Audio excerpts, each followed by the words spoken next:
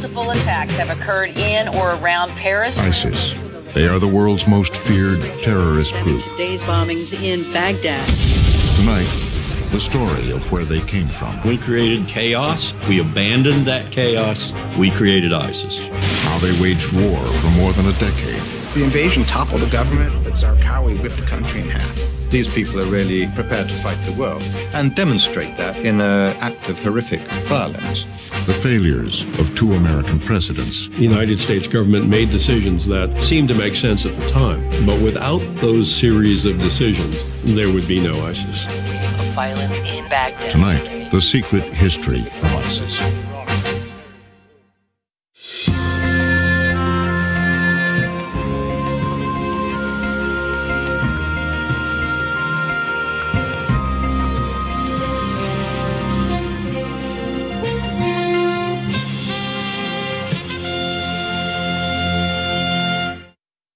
Tonight's program contains graphic imagery of war. Viewer discretion is advised.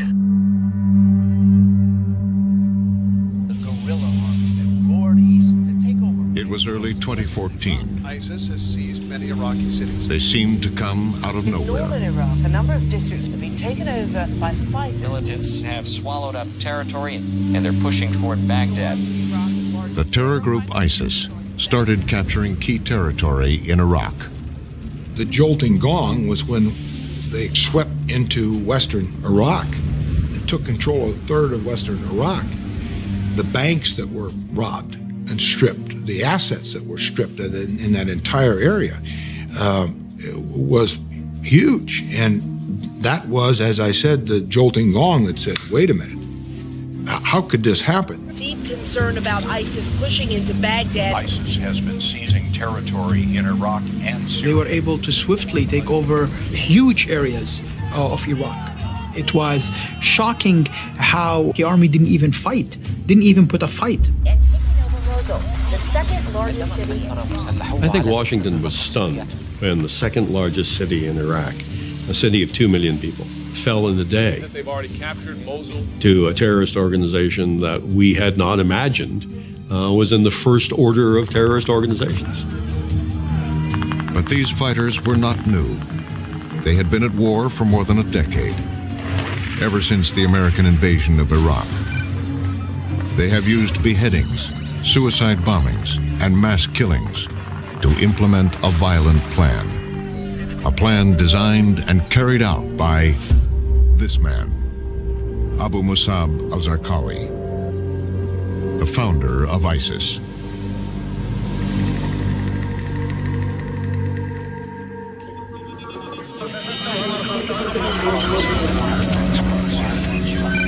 The secret history of ISIS began at the CIA in the aftermath of 9/11. There was an urgent question about Abu Musab al-Zarqawi. I was an analyst working on the team that was charged with evaluating whether or not Al-Qaeda and Iraq had conspired together to conduct 9/11 attacks. At the agency's counterterrorism center, analyst Neda Bakos was tasked with learning everything she could about Zarqawi.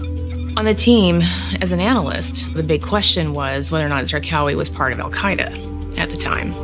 Bakos began by piecing together Zarqawi's life. Zarqawi grew up in Zarqa, Jordan, which was also near a Palestinian refugee camp. He was a tough kid in a tough neighborhood. Poor and angry, it didn't take long for Zarqawi to get into trouble. He was a thug. He was in and out of prison. He was a petty criminal. It was rumored that he had worked as a pimp. He was into drugs. He was into tattoos. His friends in Zarqa used to call him the Green Man because of all the tattoos that he had on his body. Behind bars, Zarqawi would undergo a transformation. In this prison, Al Jafar prison, they allowed him to share cell block with other radical fighters or people who wanted to launch jihad. In prison, he really came into his own because he managed to dominate the other prisoners. He managed to establish himself as a leader. He took his religion more and more seriously.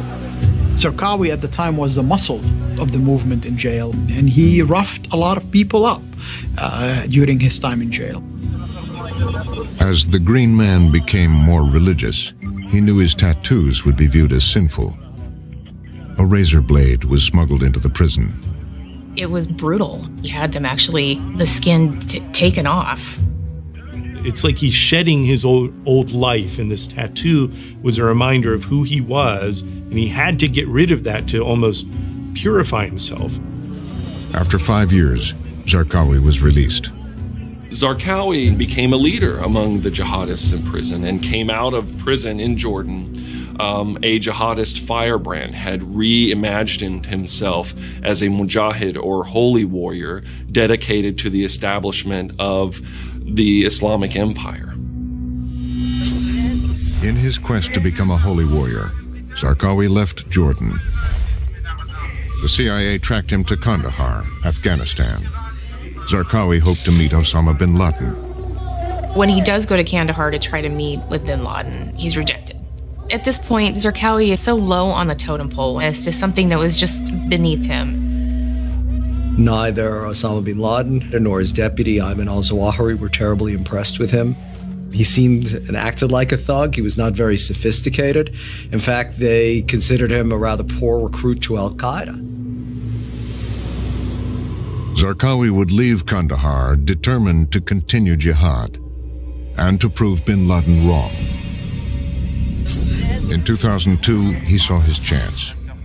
As President Bush signaled Saddam Hussein had to go, Zarqawi moved to a terrorist camp in northern Iraq. It set off alarm bells at the CIA. CIA operations officer Sam Faddis, who ran a kill-capture team, was assigned the case.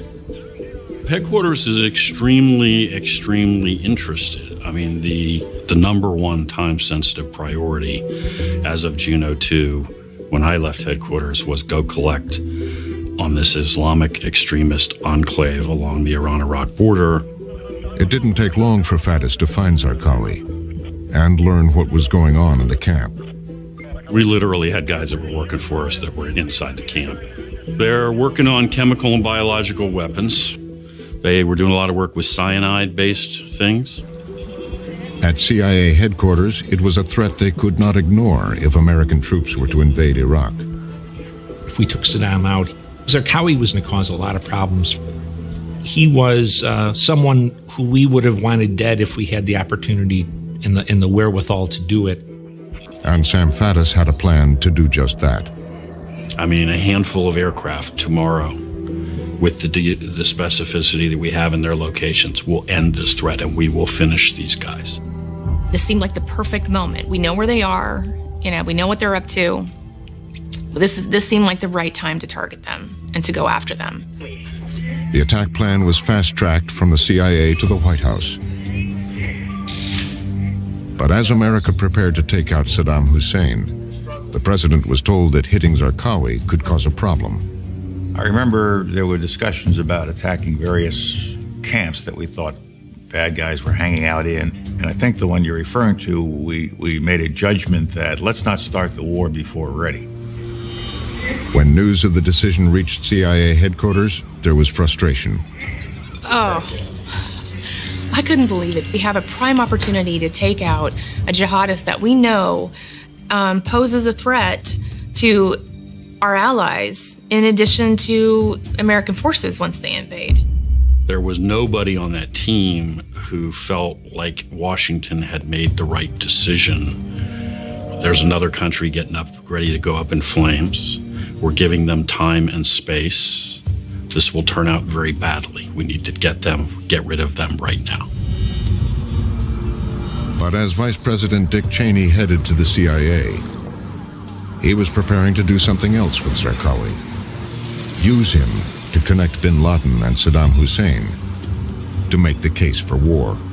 Vice President Cheney came to the CIA asking lots of questions. He wanted to know, not only is there a connection between Saddam Hussein and bin Laden, but we want there to be a connection between the two. The CIA officers believed there was no evidence of a connection. No, never.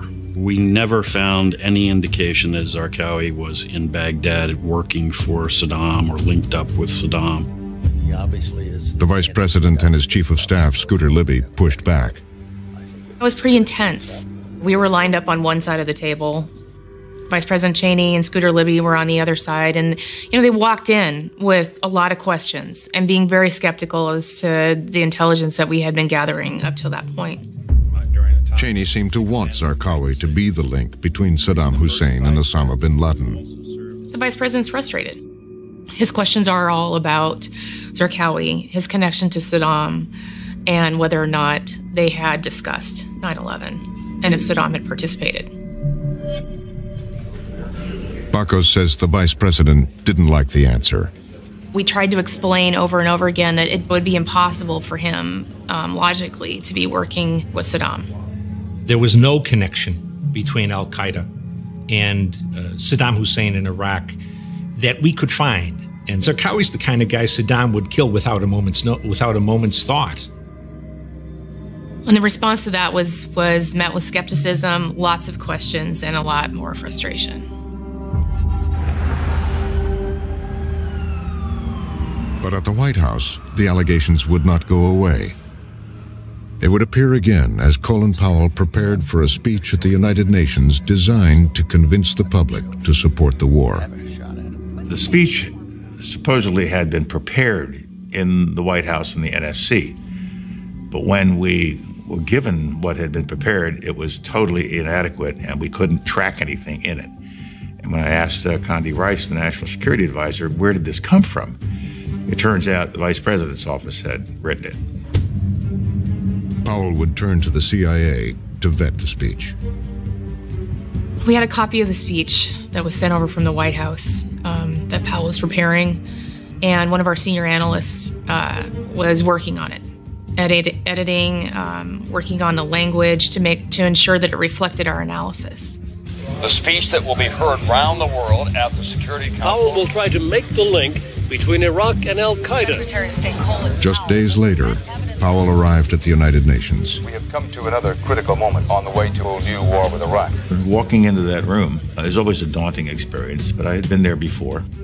And we had projectors and all sorts of technology to help us make the case. This chamber at the United Nations today, the Secretary of State. There in the center of attention, Secretary of State Colin Powell and George Tenet, the director of the CIA. I think he was very nervous. Powell doesn't like to read speeches. He likes to have a few note cards and then do his Powell thing. But this one, he read from the text, every word.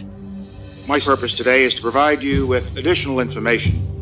At the Counterterrorism Center, Bakos was watching carefully to see what Powell would say about Zarqawi, bin Laden, and Saddam Hussein. We're sitting in our room at CTC watching the television with a copy of the speech in our hand. What I want to bring to your attention today is the potentially much more sinister nexus between Iraq and the al-Qaeda terrorist network. When he got to our portion, it went off our script fairly quickly.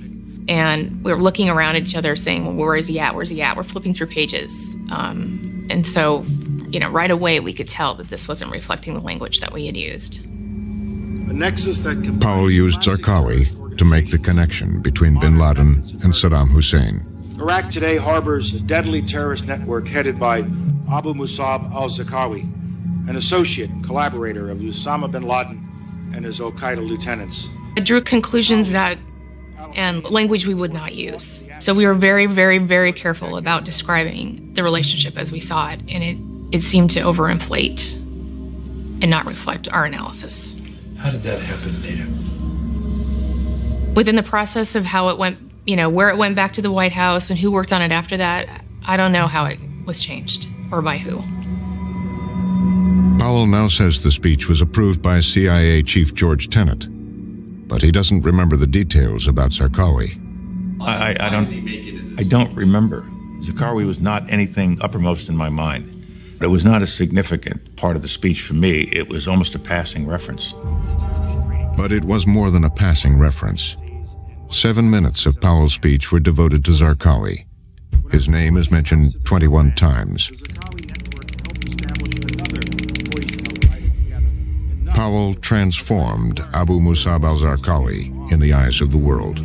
from his terrorist network in Iraq, Zarqawi can direct his network in the Middle East and beyond. I can't even imagine what that did for Zarqawi's ego. To be, here he is, his name is spoken at the UN. Now he's showing bin Laden and al-Qaeda who he really is, right? He's become this iconic person without ever really doing anything. In the days that followed the speech, Zarqawi disappeared.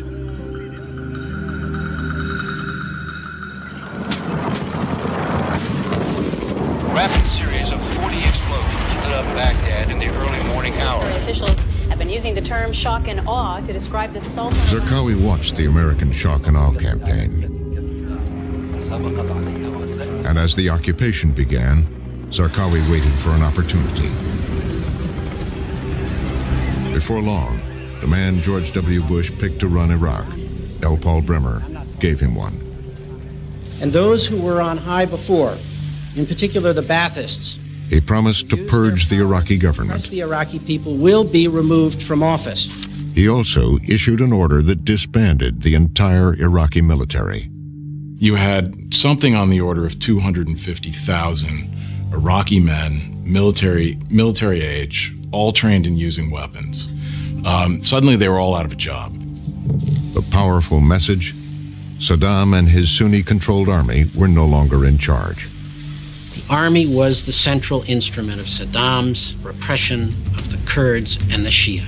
I think the decision not to recall Saddam's army from a political point of view is the single most important correct decision that we made in the 14 months we were there. But on the ground, the American military commanders could feel the effects. The effect, frankly, was devastating. I think that's where the seeds of what became the Sunni insurgency were largely planted. We had, long lines of soldiers demanding money, demanding to be rehired. There was that whole sense of, the militaries, defeated militaries, should be treated with respect. And that's not what happened. Week after week after week, the big demonstrations got larger and larger. There was enormous concern because the demonstrations were out of hand. There were actually killings. They feel like they're going to go by the wayside, that they're going to be not only the minority population, but treated as if they don't matter. So they were easy targets for Zarqawi to recruit. Now, Abu Musab al-Zarqawi had his opportunity. In the weeks that followed, the insurgency began.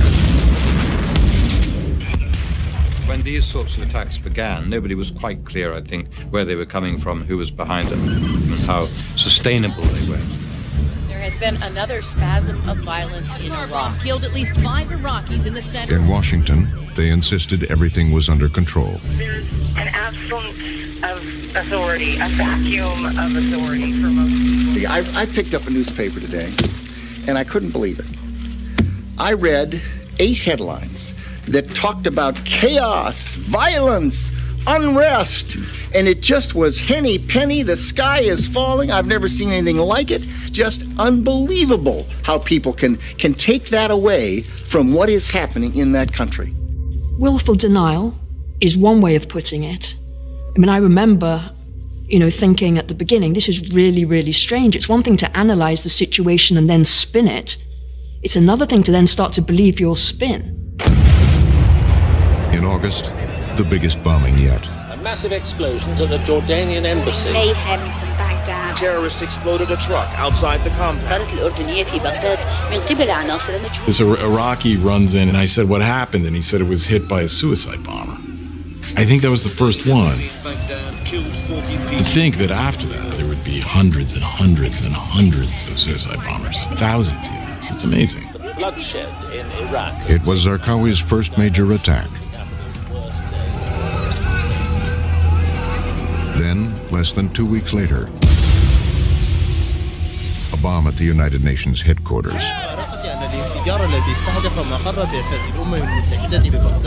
Zarqawi had a strategy. He's just trying to leave it so that it's only the United States military left and it's a black and white conflict. And this will enable him then to rally considerably more support to himself and to his cause.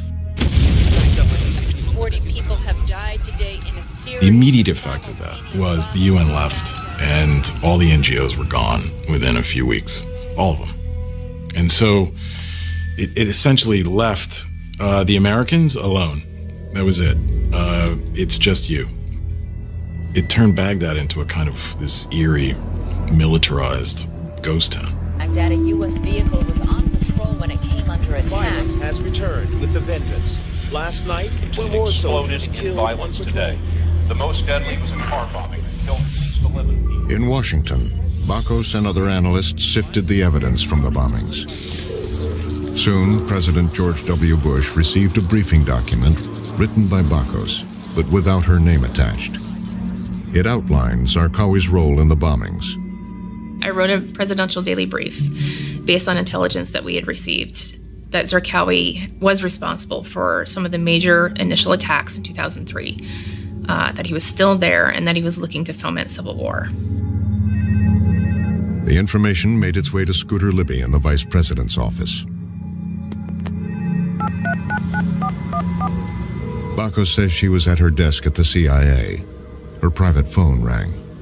I received a phone call at my desk to my own line from Scooter Libby's office. To call an individual analyst is only about pressuring them, intimidation. We write these anonymously when they go to the White House. Our names are not attached to the brief. And I immediately told them I couldn't discuss any of this and hung up. At the vice president's office, they weren't done with Bakos.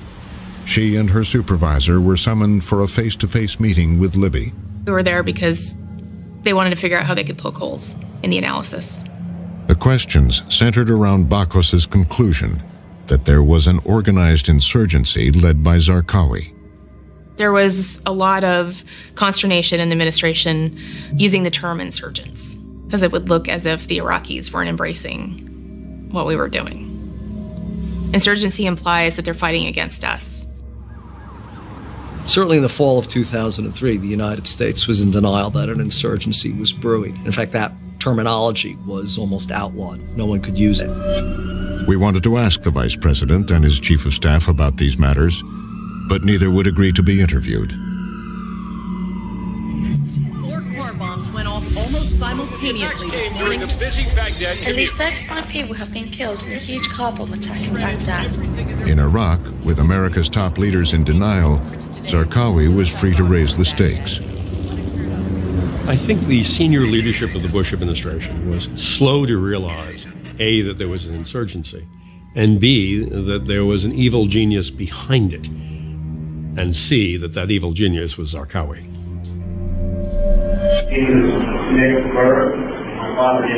Zarqawi would now send a message to the American people. Zarqawi already had captured people's attention from the succession of suicide bombings. Now he cultivated a different means to do so. And with someone like Nicholas Berg, I think very tragically, he found exactly the kind of person he wanted. An American, a do-gooder, who was also Jewish.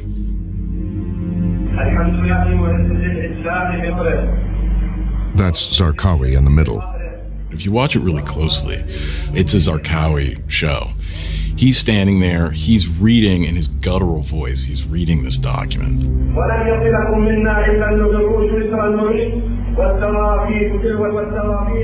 Then he's finished reading, and I'll never forget this, he finishes reading and he just hands the script to an aide, kind of takes it. It was just like a CEO handing his briefcase to his aide, and then he pulls out the machete.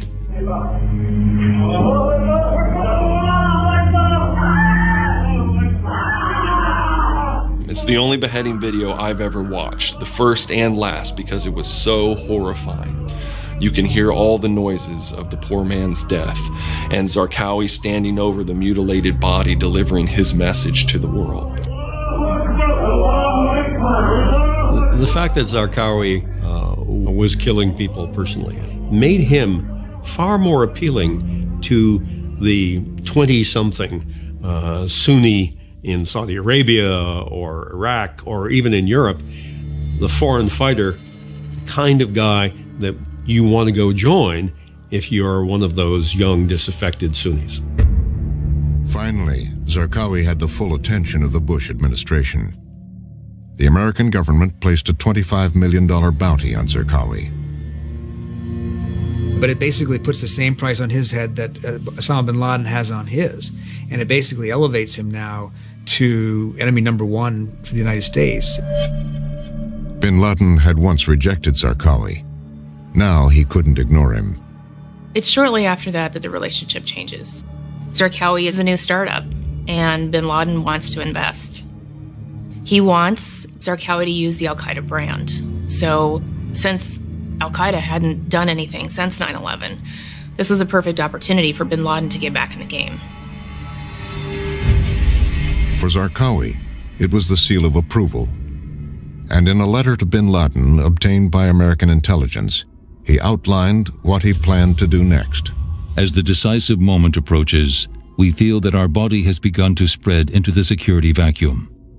What Zarqawi says in the letter is, we have one choice, and that is to start a sectarian war. And basically to set all of Iraq on fire and to draw in the whole world. If we succeed in dragging them into the arena of sectarian war, it will become possible to awaken the inattentive Sunnis. We're going to foment a civil war, and this will cause the Shia to overreact. They are going to go after the minority Sunni population, and then the Sunnis are going to have to turn to us, the jihadists, to defend them. Now Zarqawi acted. He initiated unprecedented, unrestrained violence against the Shia. 170 people died in that weekend truck. Daily life in Iraq, kidnappings and thousands of killings every month. These killings have created a climate of fear. وما تبقى من سيارة مفخخة تركت قرب مستشفى في مدينة الصدر الواقعة شمال شرق لبنان. A wave of sectarian killing across Iraq left Zarqawi was becoming known by a new name, the Sheikh of the Slaughterers. 12. Once he pivoted to Shia, Baghdad was just hammered with huge car bombs, but also just daily assassinations of families, of neighbors. Then you started having those torture cells, the beheading videos. The invasion toppled the government, but Zarqawi ripped the country in half.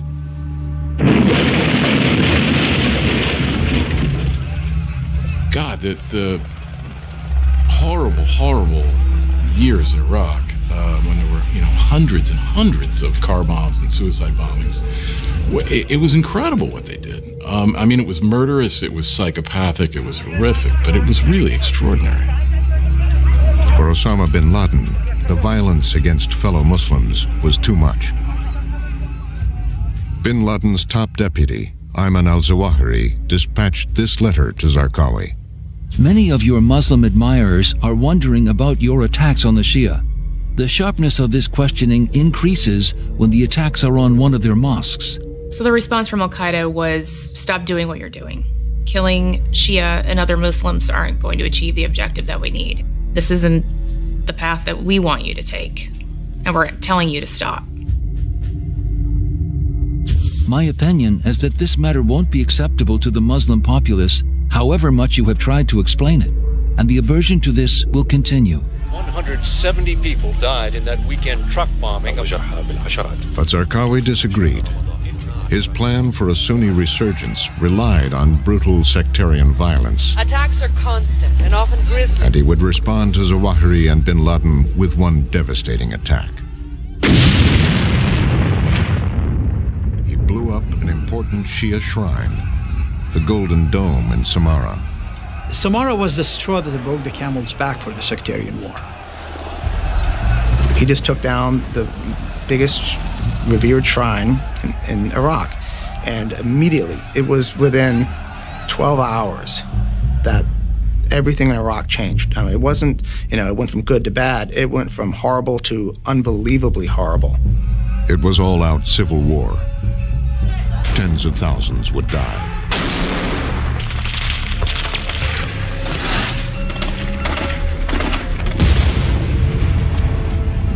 That set off a cycle of violence between Sunni and Shia that al-Qaeda tried to fuel as much as they possibly could. Zarqawi directing it, of course, very capably. Zarqawi achieved what he wanted to achieve. He had fomented anger and fear and frustration enough that populations felt pitted against each other. As the civil war raged, Zarqawi decided to do something bold. He would reveal his face on camera. He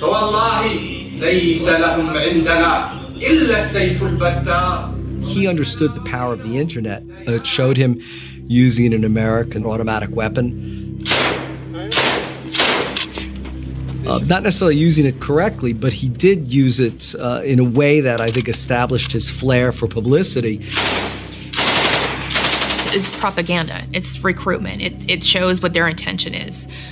He's wanting other people to join him. He's building his army at this point. In the video, Zarqawi made a surprising proclamation. He would create an Islamic state, the first step toward a global caliphate.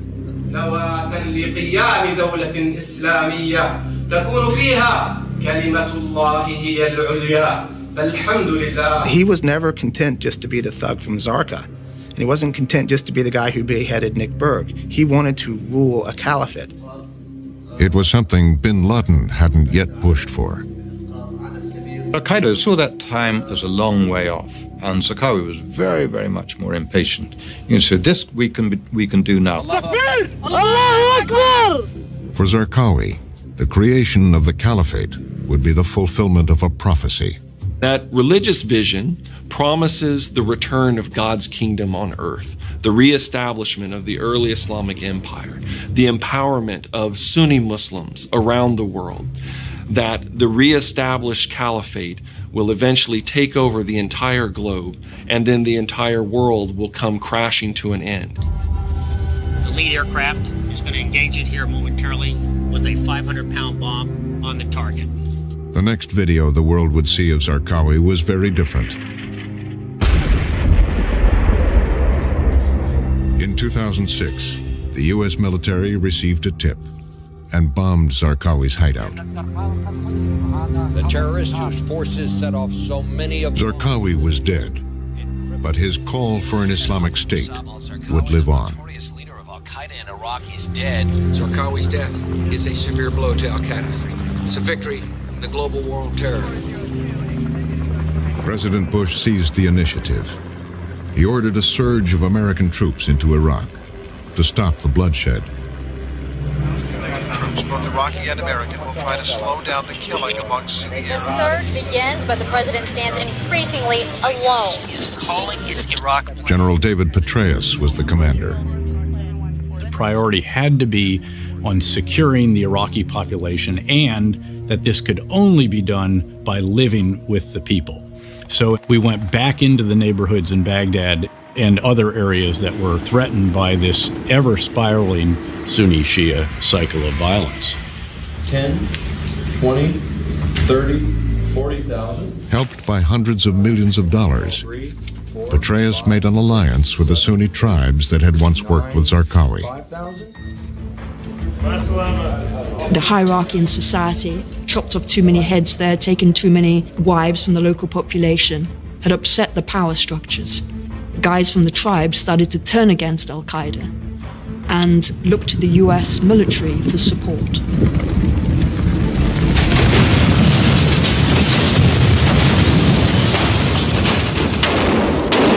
One by one, American special forces and former Sunni militants killed Zarqawi's followers. Al-Qaeda in Iraq had been eviscerated. There are probably 37 individuals that survived that onslaught that we created in 07 and 08 that were really Al-Qaeda. The definition of destruction is that you are rendered incapable of performing your mission without reconstitution. So they're flat on their face and they're down, and we had our boot on their neck. What was left of Zarqawi's group would go underground for 3 years.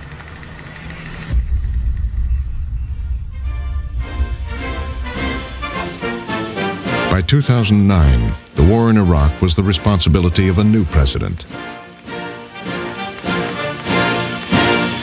President Obama was elected on a promise to get the United States out of Iraq, and he was determined to do that. And early in his presidency, he announced his plan in front of thousands of Marines. I've come to speak to you about how the war in Iraq will end. The situation in Iraq has improved. Al-Qaeda in Iraq has been dealt a serious blow by our troops and Iraq's security forces. For Barack Obama, it was time to move on from Iraq.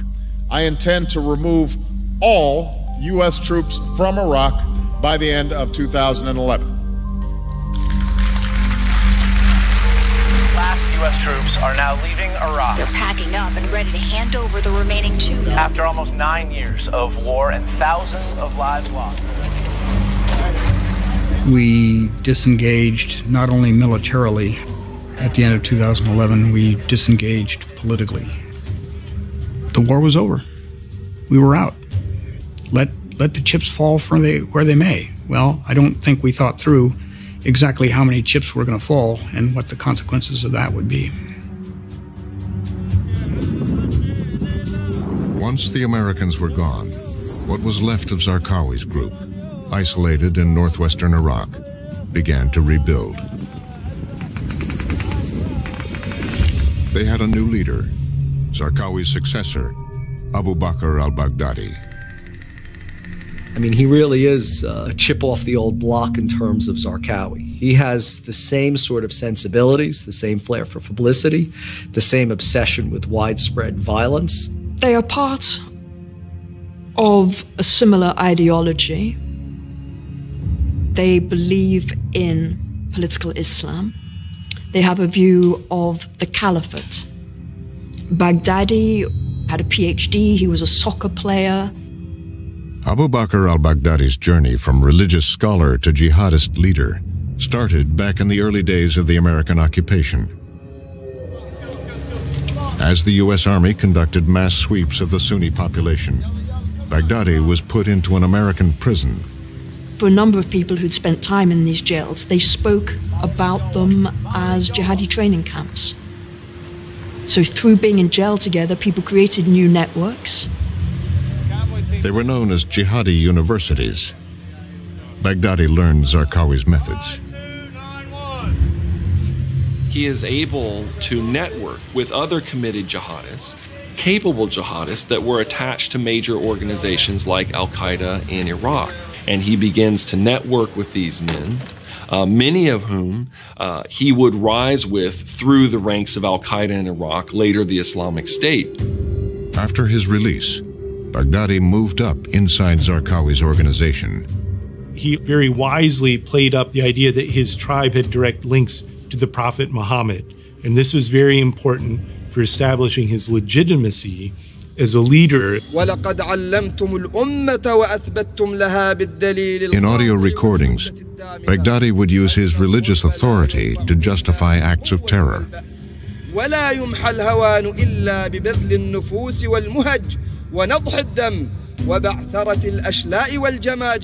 And after Zarqawi's death, it was Baghdadi who eventually seized control.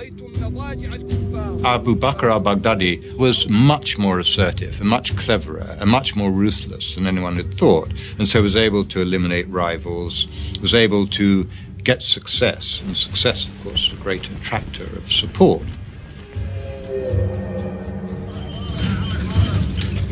As the group's new leader, Baghdadi worked to rebuild. And in keeping with Zarqawi's strategy, he looked for a state in chaos to exploit. Protests continue against the rule of President. Across the country, thousands of people took to the streets. He saw one across the border in Syria. New wave of protest against President Bashar al-Assad. Civil unrest was breaking out. It was an ideal set of circumstances for Abu Bakr al-Baghdadi to capitalize on. Protests against Syrian President Bashar al-Assad had been met with force.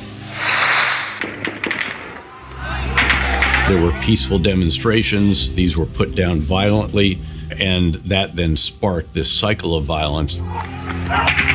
As the unrest grew, Baghdadi secretly sent agents into Syria to help fuel civil war. He wanted to establish the caliphate now. He wanted to take over towns, villages, and then cities. The border between Iraq and Syria could disappear if his organization controlled both sides of the border. In Damascus, Baghdadi's men used the bloody methods of Zarqawi's insurgency to announce their presence. I was sitting in my ambassador's residence in the upstairs den, reading when the 2 bombs went off.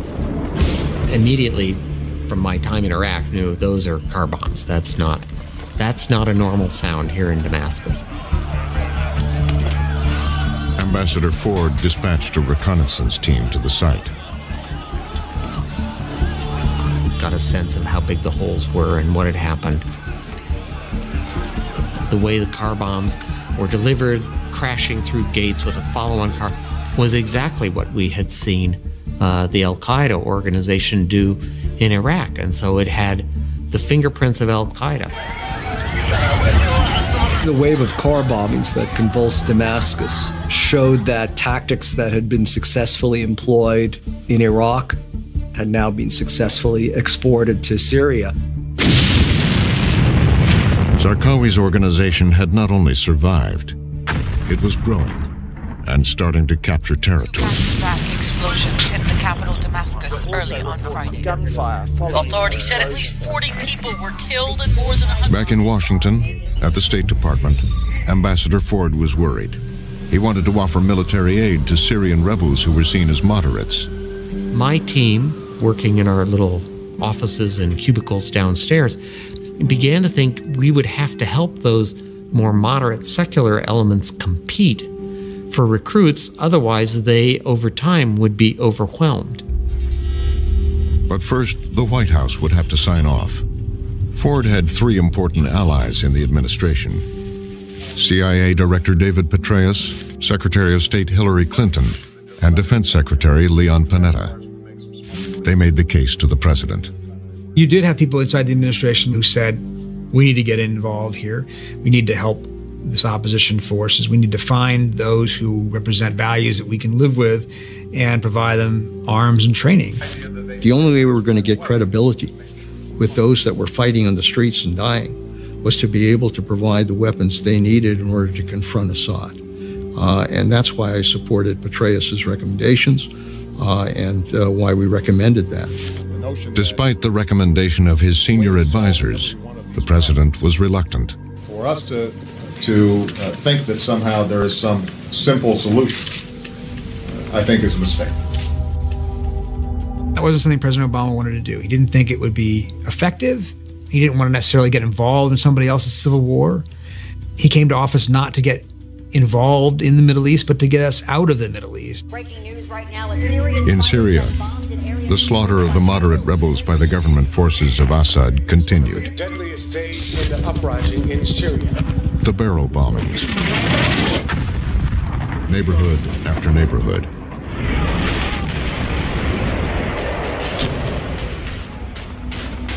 They wanted our help.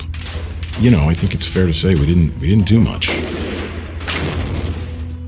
We did almost nothing to help them. Therefore, they're gone. I mean, they're gone. They're finished. I mean, as a significant force, they're finished. Nearly a year later, the president changed his mind. He authorized light weapons for the moderate rebels. But it was too late. Meanwhile, Baghdadi's forces grew even stronger.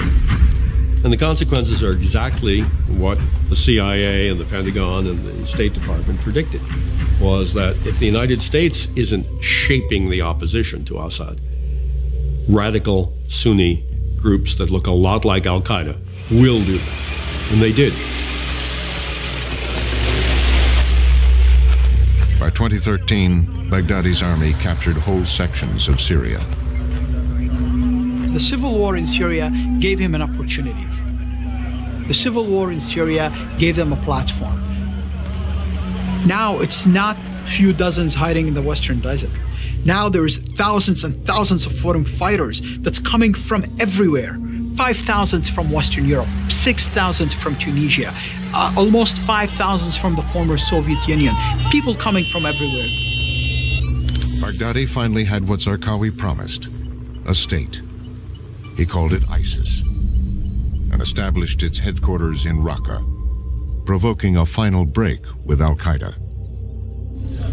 Al-Baghdadi's success in carving out this Islamic State and putting Raqqa as its centerpiece, as its capital, is a reflection, again, of a strategy that Zarqawi pursued.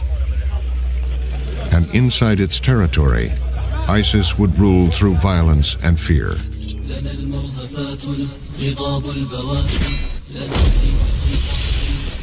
We'll begin to slaughter your people on your streets.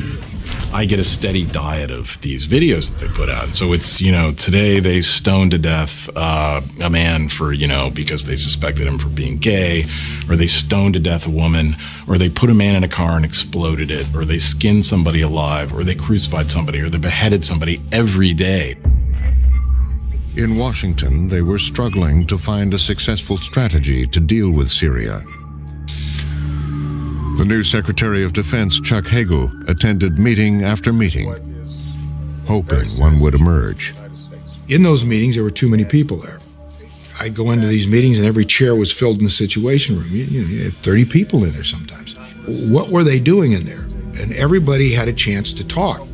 We rarely got to a conclusion or a decision, and too many people talking. And I think that always leads to an ineffective process. The president himself resisted authorizing military intervention. The notion that the way to solve every one of these problems is to deploy our military. That hasn't been true in the past, and it won't be true now. The threat of ISIS seemed distant. President Obama doesn't see this emerging group as an existential threat. He doesn't even see it as equivalent to al-Qaeda in any real way. Don't inflate these guys into something that they're not. Don't make them 8-foot giants. We asked the White House for an interview. They declined.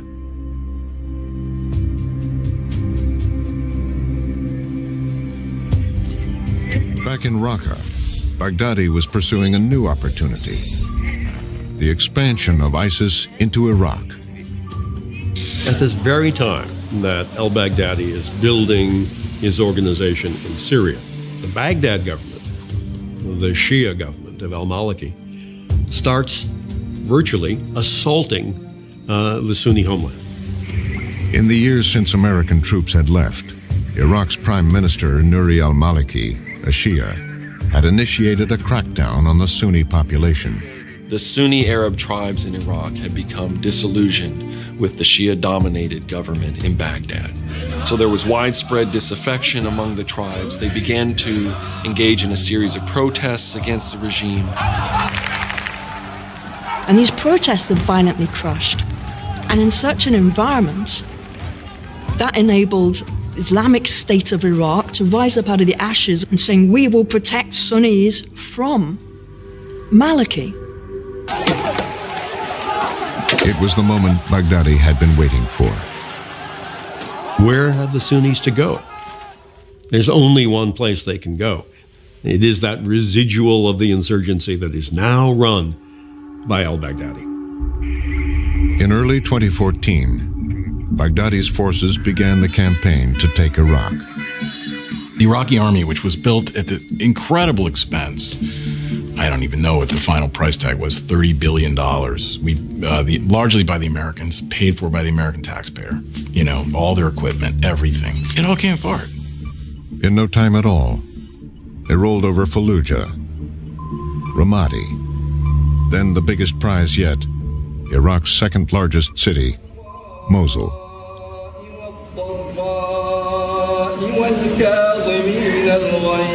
On July 4th, 2014, Abu Bakr al-Baghdadi ascended the steps of Mosul's great mosque.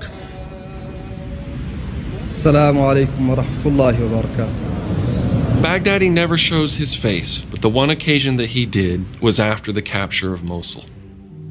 He wasn't somebody hiding in a cave, somebody who never saw or released secret videos from unknown locations. He was in a mosque giving a speech and talking about the Islamic State. From the pulpit, Baghdadi finally fulfilled Zarqawi's dream. He made it official, declaring himself the Caliph, the ruler of the global caliphate. Baghdadi addresses the assembled audience and proclaims himself the Caliph and the ruler of Muslims worldwide. He proclaims the victory of Zarqawi's political project nearly a decade earlier. They now control a swath of territory containing some 5 million people. They have a war chest of some $2 billion. It's a remarkable success for an organization that was soundly defeated in 2009. Baghdadi had turned Zarqawi's vision into a terrifying reality. On the eve of 9/11, we have 400 pledged members, people who pledged allegiance to Osama bin Laden. But now, they have countries, they have armies, they have tanks, they have missiles, they have stuff that Osama bin Laden did not dream to have in his wildest dreams. The United States of America is meeting them with strength and resolve. I ordered our military to take targeted action against ISIL. In the nearly 2 years since Baghdadi's sermon, the Islamic State has come under assault from the Americans, the Iraqis, the Russians, the Iranians, and many others. They have lost territory, but ISIS has already gone global. Inside the Parliament building, Canada's capital was stunned. Copenhagen, Denmark, a city in terror. ISIS conducted or inspired Eastern Egypt tonight. more than 90 attacks around the world Multiple attacks have occurred in or around Paris. and have more than 40 affiliated terror groups in 16 countries. The attack left at least 14 people dead and 14. They have promised that the worst is yet to come. What investigators say was an ISIS suicide bomb attack in Turkey. Now, Belgian officials say 34 people were killed and 187 were wounded in 2 explosions. And after today's horror, the question is, how many more terrorists are ready to strike?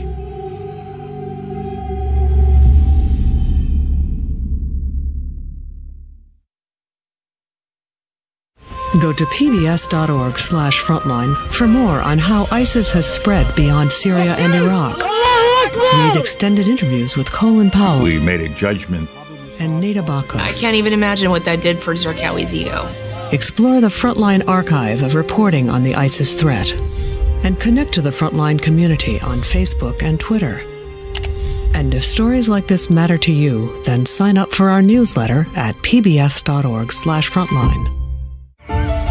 Sandy swirls along the East Coast.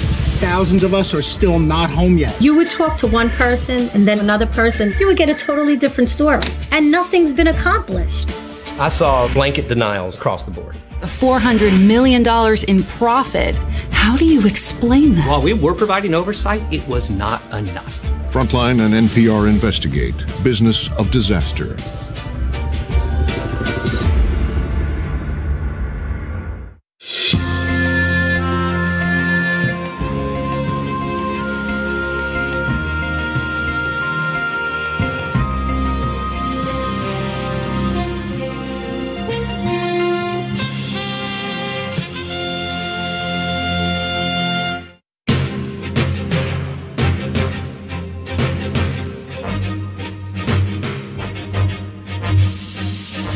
For more on this and other Frontline programs, visit our website at pbs.org/frontline.